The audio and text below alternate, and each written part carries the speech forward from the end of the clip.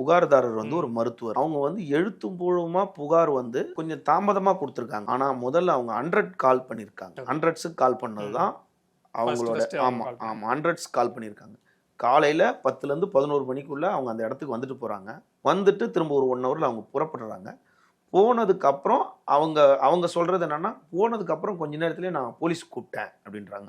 அந்த கால் வந்து டைரக்ட்டா வந்து கண்ட்ரோல் ரூமுக்கு கனெக்ட் ஆகும். கண்ட்ரோல் ரூம் பொறுத்தளவுக்கு நீங்க வந்து எஸ்பி ஆஃபீஸ் தான் நீங்க கண்ட்ரோல் ரூமா இருக்கும்.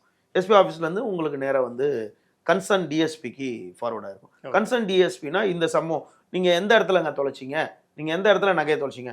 நான் வந்து மடப்புரம் கோயிலுக்கு போனேன். மணப்புரம் உடனே அவங்க என்ன பண்ணுவாங்க? மடப்புரம் எந்த ஸ்டேஷன் லிமிட்ல இருக்கு? திருப்புவனம். திருப்புவனம் வந்து எந்த டிஎஸ்பி கண்ட்ரோல்ல வருது? மானாமதுரை டிஎஸ்பி கண்ட்ரோல்ல வருது. அப்போ மானாமதுரை டிஎஸ்பி ஆஃபீஸுக்கு ஃபார்வர்ட் பண்ணுவாங்க. உடனே இவங்களுக்கு உடனே போலீஸ் கால் பண்ணுவாங்க. மேடம் நான் வந்து கால் பண்றோம்.